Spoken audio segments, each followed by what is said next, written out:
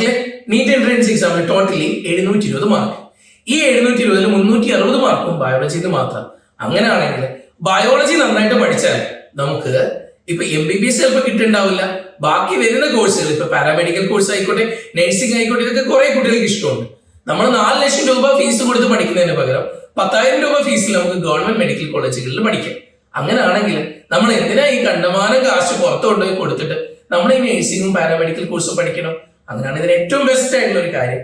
നമ്മൾ ബയോ ഏറ്റവും നന്നായിട്ട് പഠിച്ചു കഴിഞ്ഞാൽ നമുക്ക് ഫസ്റ്റ് ചാൻസിൽ തന്നെ ഗവൺമെന്റ് സീറ്റിൽ തന്നെ നമുക്ക് പഠിക്കാൻ പറ്റും. അങ്ങനെയാണെങ്കിൽ ഇതിനു വേണ്ടിയിട്ട് നിങ്ങളെ സെറ്റ് ആക്കാൻ വേണ്ടിയിട്ട് ഒരു മാസം നമ്മുടെ മുന്നിലുള്ളൂ.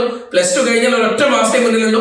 ആ സമയം കൊണ്ട് ഏറ്റവും ഭംഗിയായിട്ടും ഏറ്റവും നല്ല രീതിയിൽ നിങ്ങൾക്ക് ബയോളജി പഠിച്ചെടുക്കാം. ഈ ബയോളജിക്ക് വേണ്ടി മാത്രമായിട്ട് JPC ഒരു ക്രാഷ് ബാച്ച് സ്റ്റാർട്ട് ചെയ്യാണ്. ഈ വർഷം കേരളത്തിൽ 7ാമത്തെ റാങ്ക് വാങ്ങിച്ചു. ആദ്യത്തെ 100-നുള്ളിൽ 4 റാങ്കുകൾ വാങ്ങി.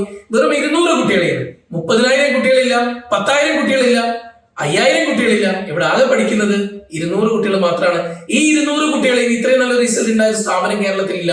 കേരളത്തിലെ ഏറ്റവും ബെസ്റ്റ് റിസൾട്ടുകൾ ഓരോ വർഷങ്ങളും കൊടുത്തുകൊണ്ടിരിക്കുന്നത് JPC ആണ്. അപ്പൊ മക്കളെ, ബയോളജിക്ക് മാത്രമായിട്ട് ഒരു ക്രാഷ് പ്രോഗ്രാം നമ്മൾ തുടങ്ങാൻ പോവാണ്. ഒന്നും ആലോചിക്കേണ്ട, നിങ്ങൾ പെട്ടെന്ന് തന്നെ ജോയിൻ ആയിക്കോ. ഒരു മാസം കൊണ്ട് നമുക്ക് ഏറ്റവും ഭംഗിയായിട്ട് ബയോളജി പഠിച്ചെടുക്കാം. ബയോളജിയിൽ 360 നമുക്ക് വാങ്ങിക്കാം.